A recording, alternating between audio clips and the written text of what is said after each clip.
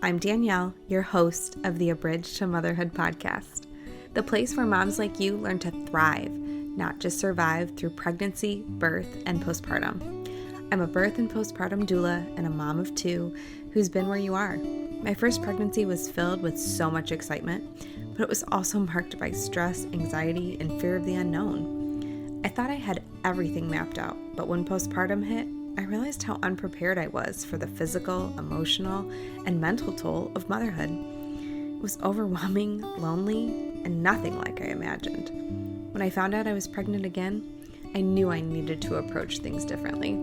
I made it my mission to not only prepare for postpartum, but to prioritize myself in the process. That shift changed everything. Now I'm here to help you do the same. Whether you're navigating your first pregnancy, feeling buried under endless advice, or struggling to figure out what you actually need for postpartum, this podcast is your safe space. You'll find practical tips, honest conversations, and expert insights to help you feel informed, supported, and empowered through every stage of motherhood. If you're ready to feel confident, prepared, and truly supported in your motherhood journey, stick around. This is for you. Hey friends, welcome back to the Abridged to Motherhood podcast. I am so excited because today I have with me the Combat Midwife, Jessica Arno. And Jessica has been affectionately dubbed the Combat Midwife by over 100,000 U.S. Army combat medics, flight medics, and SOF medics, also known as the Air Force PJs. I love that. She has taught in preparation for GWOT, OIF, and OEF. She's a midwife, paramedic, and EMS educator who has a passion for OBGYN and pediatric emergencies. Jessica has been instructing classes for midwives, EMS, and the military, and she is a published author regarding OBGYN emergencies on how to navigate the out-of-hospital birth. Get ready for some tips and tricks for reducing anxiety and setting yourself and your patients up for successful during out-of-hospital births and transfers, as well as all the newborn care. Her expertise in pre-hospital medicine and specializing in OBGYN emergencies and out-of-hospital birth transfers has been published in EMS World Magazine, and she has personally delivered babies in a variety of extreme settings, including an Afghan refugee camp when the U.S. pulled out of Afghanistan in 2021. Jessica's fast-paced yet nurturing approach equips individuals, families, and medical professionals with the confidence and skills to care for women and newborns when it matters most. Whether training elite military teams or rural first responders, her mission remains the same: to ensure no birth is left to chance. And Jessica, thank you so much for coming on the podcast, and thank you so much for your service. Oh, thank you so much for having me. I've been really excited to chat with you. I don't always get to talk to people who have a birth background, so this is actually kind of a blessing. Yes, I am so excited because my podcast is geared from pregnancy through postpartum. And, I have moms from all walks of life, moms that may be even free birthing to out of hospital births with a midwife and in the hospital. But what I know is that so many moms want to know how to take care of their babies in emergency situations, whatever that is. And I'm just really excited to dive in. So your intro said a lot about how you kind of got into this space, but what really gave you that heart for birth? Oh yeah, so I was born drawn to babies and pregnant mamas even as a very small child, and you could call my mom right now and she'd go, "Oh, yeah, Jessica wanted to be someone who delivered babies." I didn't know what the word was because I was like 3, but I have memories of telling her that I'm going to grow up and deliver babies when I get big. That's just what I'm going to do. I'm going to take care of a bunch of babies. And as parents, you just kind of like pat them on the head and go, Sure, yeah, of course." But you might also want to be an astronaut, and then you're going to want to be a zookeeper, and then, all the things, because that's just what kids do. But I never deviated. There was nothing ever that interested me. Um, I do love teaching, and that has become a newer passion. When I felt like I was really getting skilled in my background, in my medical background, but I really just never deviated from I'm going to grow up and deliver babies. However, I did have a minor firstborn daughter, first granddaughter panic attack in junior high when I realized I'm going to do all this stuff to become a doctor and deliver babies, and what if I can't see blood? Because us A personality people, we are 82 steps ahead of everything at all times. I choose to embrace it and call it a gift. Others, it drives them nuts. So I really did just completely break down and go, I'm going to spend all this money, all this time. And I know doctors don't even put hands on a patient until year 4 to 6, depending on their specialty. What do I do if I can't even handle all this stuff? And so my uncles were firefighters and medics. And they said, if you can become that, if you can do that, you can do absolutely anything. So when I was a homeschooled kid. So when I was still in high school, went and got my EMT and my firefighter, and I had a new passion. I fell in love with EMS. And so I have two passions, and I've been able to meld those together and create a really cool career for myself. That is so amazing, and I totally relate to the type A step ahead Yeah, yeah, process. yeah.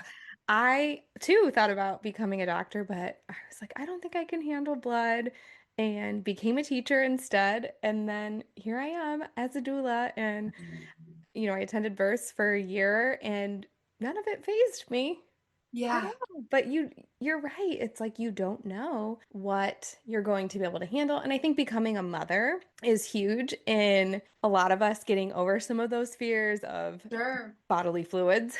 And we know that we're going to do what we need to do for our babies too. Absolutely, for sure. I feel like so many moms want to be prepared. They understand the importance of what can happen during labor and delivery, what could happen immediately postpartum, and then Mhm. you're home with a tiny newborn and Right. you're feeling scared, and especially as a first-time mom, it's the first time you're ever experiencing some of these things, well, all of these things, and you want to feel like confident in your Mhm. skills, but I feel like this is a side of things that maybe some people will tell first-time parents to take, a first aid course or a CPR course, but not everybody does that. So I guess I would like to start with you talking about what are some of the most common emergencies that you see, during labor and delivery and maybe that immediate postpartum period so that moms can start thinking about, okay, this is what I might need to get my brain prepared for, and then what I can do to prepare for that as It's a well. very big question. It is. Let's break it down into Let's smaller break it parts. down. So Yes. you want to know what are the most common emergencies during birth? Yeah, let's start there. Well, as a midwife, I don't see a ton of emergencies, and here's why. Because we do so much really detailed good screening during pregnancy that birth tends to be very uneventful. And the more uneventful your birth is, that means I really did my job like chef's kiss, you know? Mm-hmm. However, when we start introducing interventions, that's when we start to see really big problems. But if I had to pick something, I would say maybe postpartum hemorrhage would be something that we could talk about. That's multifaceted, right? Because that has a lot to do with lifestyle, diet, and it has a lot to do with birth and postpartum management. I'm a super hands off midwife. Sometimes I walk away from birth and I'm like, I really just didn't do much but sit in the corner and like watch you do your thing. And in my opinion, that's a really good midwife. Don't worry if it's a first time mom or a mom that's dealing with trauma or something that's happened in her path. I will be as hands on as someone wants me to be, but it's not about me. I don't get the present at the end, which is the baby, right? Mhm. And the feeling of being a warrior princess, right? Like that isn't mine to wear. That's a crown that you earn. And so it's, in my opinion, I just think it's really crummy if someone's taking that from you. So I tend to be really, I like to describe myself as like the guardian of the birth space. no one gets to come in or out unless it gets approved by mom. And I'm the one that acts, it kind of sets the stage for that. I get to be the bad guy if I need to be. So if someone's not supposed to be there and they're inserting themselves, I may be small, but I have no problem removing you from that space. Then mom-in-law is mad at me, right? Then I'm the jerk. I think really if I had to pick something, it would be postpartum hemorrhage. I think another thing is probably what I'm really trying to get at right now, and that is picking your space. And I don't mean that in a physical sense. I mean that in a mental, emotional, and spiritual sense.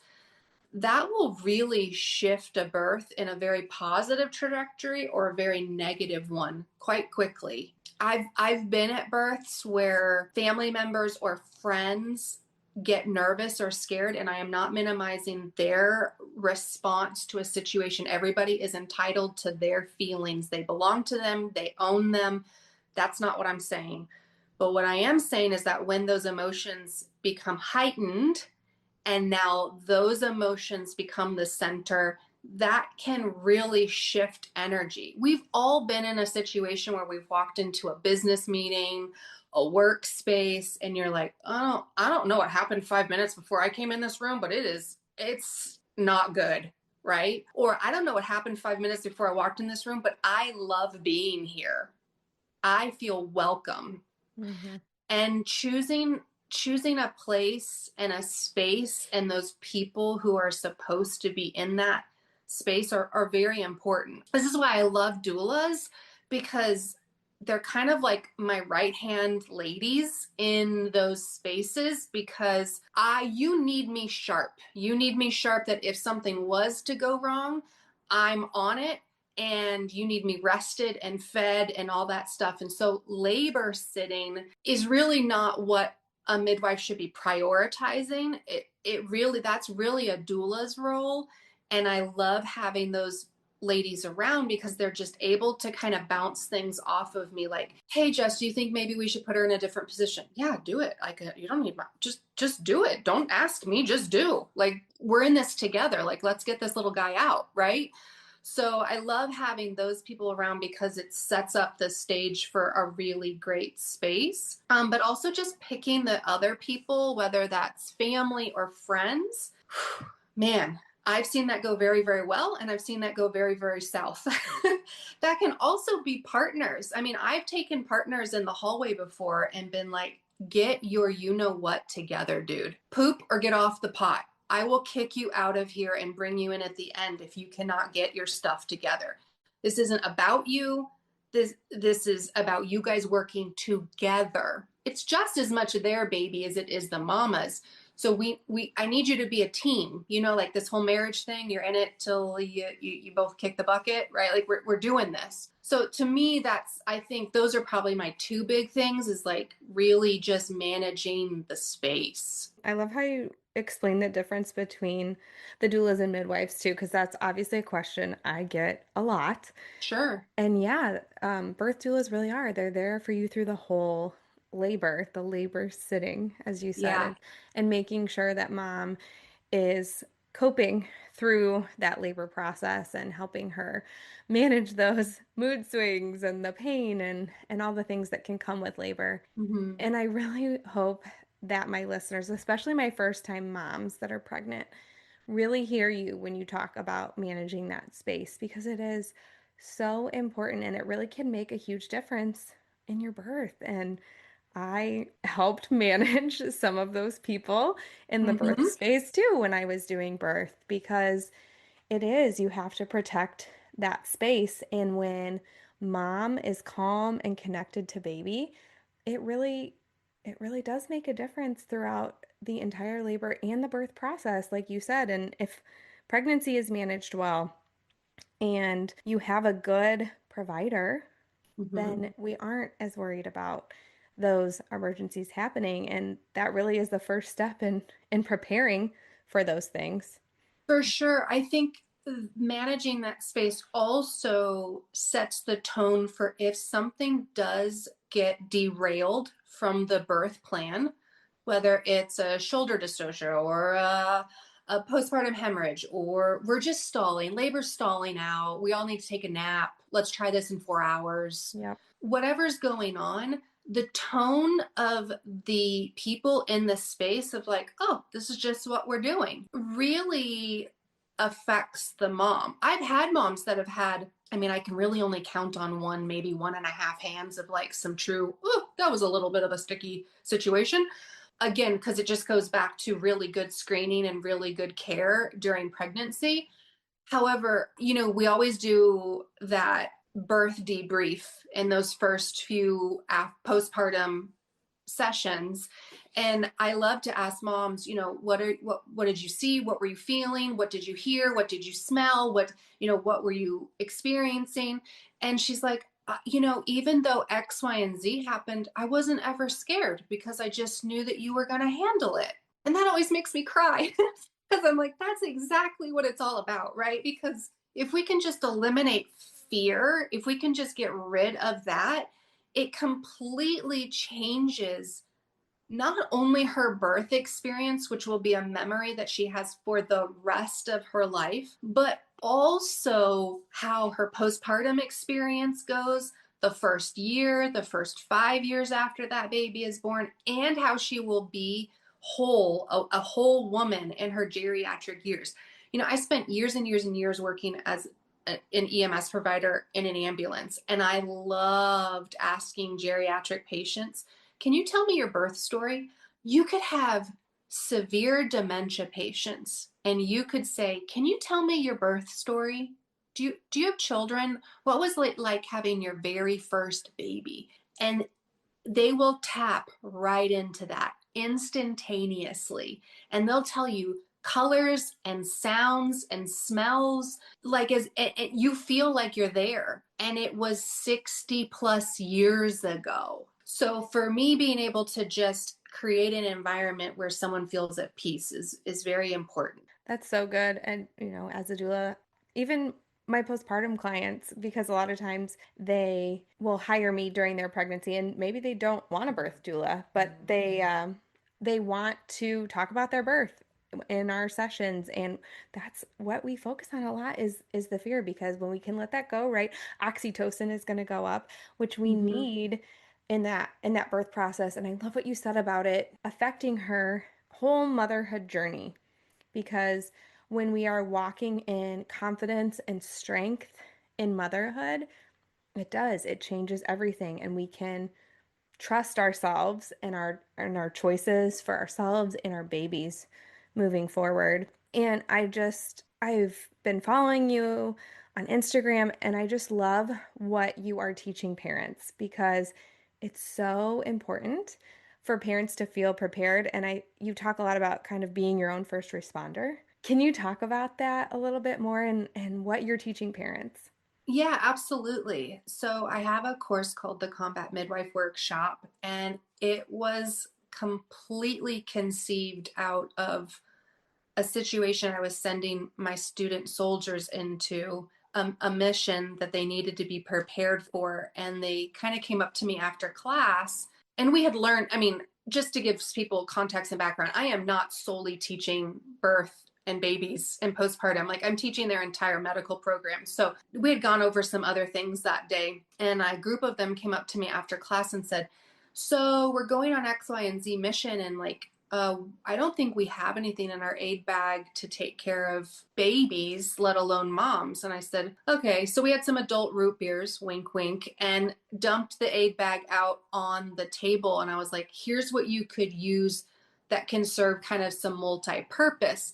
Well, that really created my emergency birth kit, which I have. And then what wound up happening is everybody going, well, can I come to your class? Can I just sit in the background? And I'm like, no, Susan, I can't bring you on base, and you can't sit next to these guys that we don't have first names for. Again, wink, like, no, I can't do that. Right.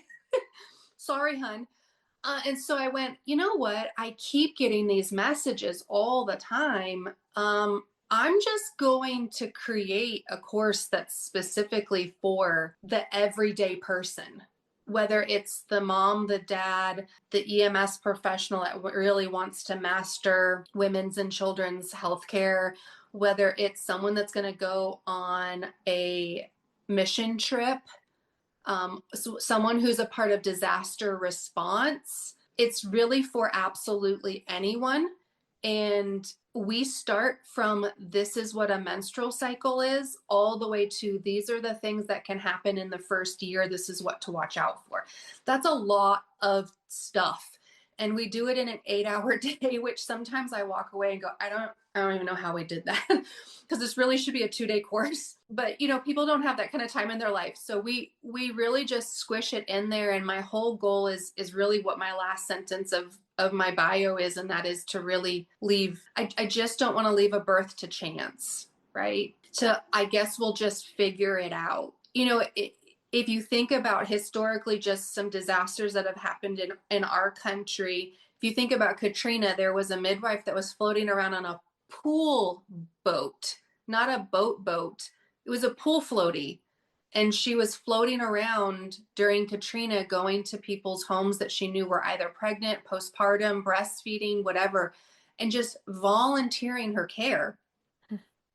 Midwives are not everywhere. I am not everywhere. I will not be on this planet forever. And so if I can gift somebody the knowledge that I have so they can care for somebody else, that's really cool. That changes people's lives for the better. And it leaves a really great mark on this planet that we're only here for a split image on. And so that's really what the essence of the combat midwife is. And that is really what the goal and our mission is really to just don't leave a birth to chance. I love what you said about gifting knowledge. What greater gift is there than that, really? And you talked a little bit about your emergency birth kit. Can you Yeah. can you share a little bit more about that with everyone? Sure. So it comes in a really cool ammo can that's water resistant. I don't know that I would submerge it. Maybe I should test that out. Now that I'm thinking about it, I'm sure it could be submerged for a while. I just don't think it could be long term because it's meant for ammunition to not get wet. That's why I picked it.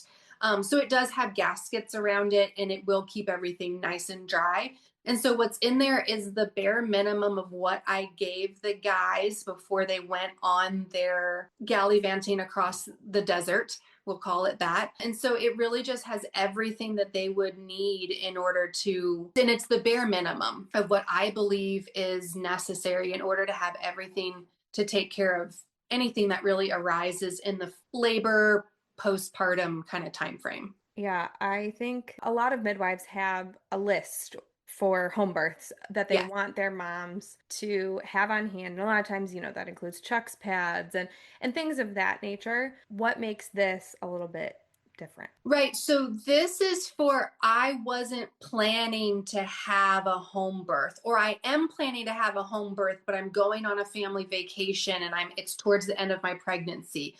Or this is not a home birth kit. This is an emergency birth kit. This has everything to take care of postpartum hemorrhage. It has everything to record the birth, clamp and cut the cords. There's a hat, a blanket, an emergency blanket. There's everything in order to take care of an emergency. So the other reason I picked the kit system is because each year I'll be launching a new kit that creates the whole system. So next year, wink wink again, will be the postpartum kit. I think that's what the team and I have agreed on, is we're going to do the postpartum kit for next year. And so they're all stacked together and go together.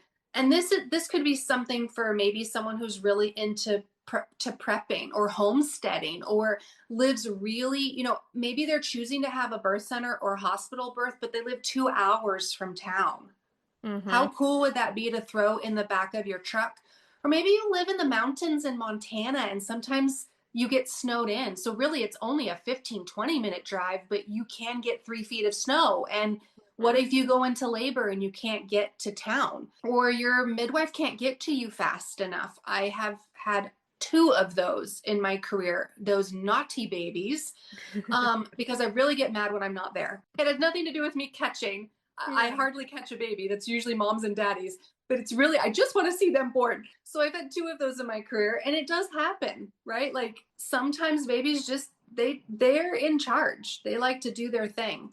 But this is also compact enough that someone could take it overseas with them because they're going to go do a mission trip. I mean, maybe you've got some teenage kids that are really interested in medical stuff. Maybe they got their EMT and they're going to go build houses in Mexico. Like, how cool would that be to send this with them so they can feel prepared and take care of something that doesn't have a lot of resources in that area? So, this is not, I mean, I'm a midwife. I have that list too. I have the list of what I like to recommend to my mamas to have it at the home. That is completely different. That's planned. We know what we're doing. There's access to running water, all that kind of stuff. This is for, I don't have resources. I can't get to the resources I planned. And now I have everything I need that fits in a very small space, an easy space should I need it. The other reason I stuck it in the ammo can is because, it's protected from sunlight. A lot of the stuff that we have, like herbs and homeopathics and medical equipment, if they're exposed to the sun, they get damaged. So that was the other reason and my thought process behind putting it in something that's, opaque and not going to have any sun damage. You just nailed it with all of the different ways that we could use this kit. And I mean, you hear those stories in the news too, where even someone has a hospital birth planned and it's just a precipitous birth and they end up giving birth in the closet at their home, whatever it is, and the Yeah. EMS are flying in. But Yeah. being prepared is not a bad thing. And I talk a lot about postpartum preparation on my podcast. And this is a great way to prepare for birth. And I can't wait to hear more about that postpartum kit coming out Yeah, too. I'm really excited. I'm putting some cool stuff in there. It's kind of, that was the other thing, is it was really enabling me to put some of my favorite things in places that are going to be easily accessible for the general public. I know that sometimes when I'm not a specialty or, even really knowledgeable about something, but I need those items, it's really nice to be able to go, oh, someone put something together for me. Cool. Check that off my list. Moving on. And I can just go about, I love hiking and I love camping, and those types of things are really fun for me, but I'm not super skilled in those. So, I have a slew of YouTubers that I love to watch because I'm like, they already did this for me and they're just going to tell me what to get, which is phenomenal. Exactly, exactly. Before we go, I really want to talk about that fear piece again, right? Because when we talk about emergencies, people feel anxious, and I think sometimes when we feel anxious, we stick our head in the sand because we don't want to deal. Absolutely. And I would love for you to talk to all the mamas listening. How can they balance learning about these emergencies and taking those steps without falling into that anxiety or fear? Oh, that's very hard. And that, to me, I'm just going to speak to myself personally. I am a human being. So that means I get nervous and anxious about things. And sometimes it is very easy to get overwhelmed and inundated with too much dang information. So, the very first thing I would say is tap into your mama spirit. And that means spending a lot of time outside with nature, by some water, and just cutting out the chit chat. I find myself working really hard to not be overly inundating people with information. And so I usually try to just ask them, hey, do you want my advice or do you just want me to listen? Right? Because sometimes us ladies, we balance our cortisol just by talking to someone and just emptying it all out. And then we can figure it out on our own. So, spending some time with yourself, spending time with people that are actually beneficial, just because she's your best friend doesn't mean that she's going to be your best friend on this journey. And it doesn't mean you need to even excommunicate her as your friend. It just means she may not be welcome into this space. And that's okay. Americans tend to put their friends in this space where they have to fit all of these elements. We do that to our partners too. You need to be all of these things for me. I'm only one human being. I can only do so much. So be in nature, kick out the clutter. And then the other thing is just find those people that you can tap into and trust, whether that's someone like me on the interwebs and we can be virtual besties, or that's someone like you and you really thrive in this podcast space, and listening to you, Danielle, is really helpful to them. um, Reading a really great book.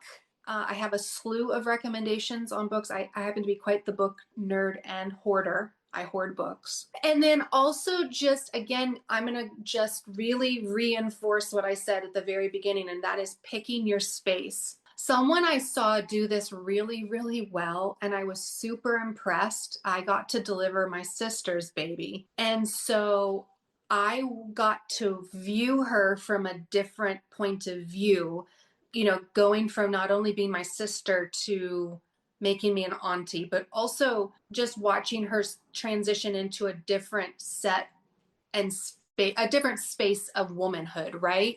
Man, she crushed pregnancy. And here's what she did. I was so impressed with what she did. She had posters on her hallway wall, on her refrigerator, on her mirror in her bathroom. They were either 3x5 cards with quotes. There were pictures of what a perfect birth would look like. They were Bible verses. It was just, she was inundated with it. I walked into her house and I was like, okay, it's a little cluttery in here for my taste.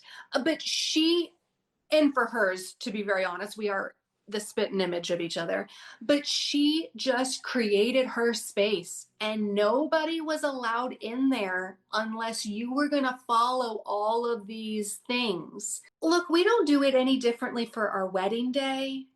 Like, if you ain't gonna get on the wedding train the way I planned it, then you don't get to be here. So it's okay to do that for your birth space too. And I think your birth is way more important than your wedding. I know someone's gonna shoot me for that, but No, I agree with you. because I mean the event, not the meaning behind it. I just mean the event. Obviously, your marriage is very important, but I'm just saying, like, creating that space on what you want it to look like. And man, she was laboring up and down the halls, and she was touching each picture and like visualizing it and saying all the Bible verses, and it was just so pretty. She really crushed it. And everyone is going to have things that are unique to them. And I know you've attended so many births. I just had the joy of being at a dozen, but I loved watching all the moms have their different things. Some really like to play games and cards and Yes. laugh through labor, and others more kind of went inside, and Yeah.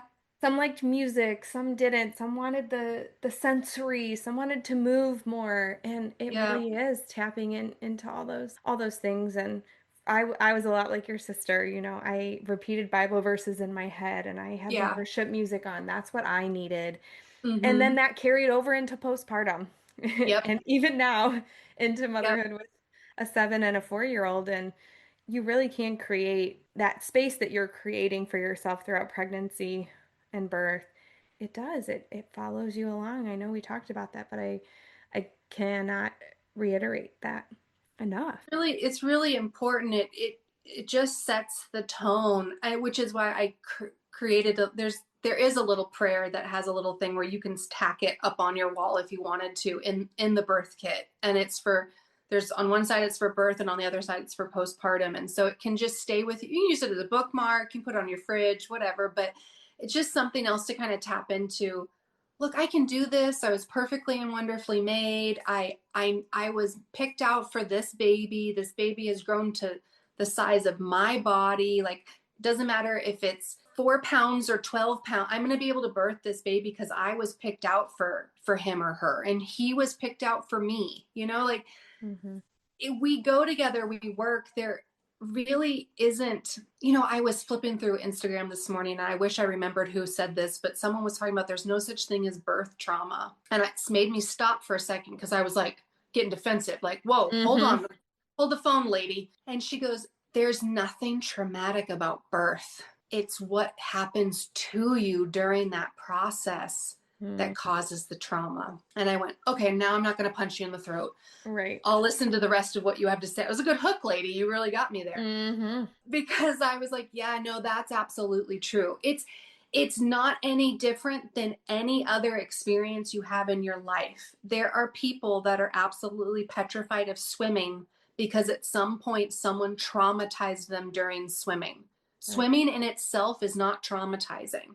There are people that are absolutely petrified of riding a bike. Bike riding's not traumatizing, but someone was not nice to them and hurt them emotionally, physically, spiritually, and that has caused a trauma. right. So I agree with that. I may need to, dive into it a little bit more, but I really do. There's nothing traumatizing about giving birth. My body's perfectly capable of doing this, birthing this baby, just like it is breathing, just like it is processing sugar and turning it into energy with insulin. Yeah, I think I might agree with that statement. It's pretty darn accurate. I was even thinking about I had good birth experiences, but some of the things that happened to me postpartum, I Mm, think led to some of my postpartum depression and anxiety with my first, if I'm looking back on it. And it was things that I did not have maybe some control over. sure. And so much of motherhood and birth is learning to let go of control and surrender. This was just such a great conversation, Jessica. And I just love that not only are you a midwife, not only are you passionate about emergencies and preparing moms for emergencies, but you just have such a calming presence. And in a time that is a huge transition in a woman's life, we need that calm. And I just really want to encourage my mamas to connect with you and follow along with you on Instagram because like you said, there's a lot of noise out there. There's a lot of information out there, and you are a trusted source that isn't going to add to that fear Thank you. or anxiety. So I would love for you to tell everyone just how they connect with you further, how they can learn more about your classes too and your kit. Absolutely. So, my website got a summer glow up. She just bloomed. And I put everything that I've ever done in my entire career in one location. It was kind of splattered all over the place. And so I just kind of moved everything to one location. So, combatmidwife.com is really the best place to start finding out all the things, and it has all the links to all the socials. So if you're a Facebook galley, you can follow me there. If you're an Instagram girly, you can come hang out with me there. I have X or Twitter or whatever the heck we're calling that. I don't know what we're calling it now. I'm not hip, y'all. So and all the things in between, YouTube, etc. So there's a ton of different spaces to hang out with me depending on what your flavor is. And then there's all the links to the workshops. So I teach those all over the country. I have relatively small classes. They're about 40 people. And I do that on purpose because I want to spend individualized time with everyone and everyone gets a hug. So I want to be able to spend that time with people, and it's a fun hands-on day. So if you want to have a class in your area, send me an email. Maybe I can add you to the list. But there's plenty of spaces that are probably in driving distance of where you're going to be. And yeah, so come hang out with me on the combatmidwife.com. And then I created a code for you guys, special for you. If you Yeah. just use Bridge, you can use that as a discount for a workshop. And yeah, that's my gift to you guys. Thank you so much. I know that I definitely want to take one of your courses. I would just love to feel more confident in that birth space and postpartum space with my mamas, and it's such a need in our communities, and I think for all my doulas that follow along and listen to, such a great idea for doulas to take your course too. Yeah, I think sometimes, especially if maybe someone is a newer doula, it would be really nice. You guys spend so much time talking about labor and transition and positions and creating a really beautiful space. But sometimes it can be hard for a doula if you're like, I don't even know what this midwife or doctor or whatever is like. Why are they doing those things to her? And so sometimes it's nice to be able to see it from a different point of view. I know that when I was in midwifery school and I was being a doula, I thought that a lot because I had just not Mhm. gotten to that point in my school, and I went, I don't know why that's happening. Right. And so it definitely would be a really fun place. Yeah, come hang out with me. We'll have a blast. Yes. Thank you so much again for your time, and we will chat soon. Thank you. Thanks so much for tuning in to the Abridged to Motherhood podcast. I'm so glad you were here today. If you loved this episode, I'd be so grateful if you could leave a review for the podcast on whatever platform you're listening on, share it with a friend, or snap a screenshot and tag me on social media. If you decide to leave me a review, go to abridgedomotherhood.com/review. That link is also in the show notes so that I can send you a little gift in the mail. Your support helps other moms to find the podcast, and it truly means the world to me. Remember, your motherhood journey deserves your care and attention. Until next time, keep showing up for yourself, mama, and don't worry, I'm here to help every step of the way. See you soon.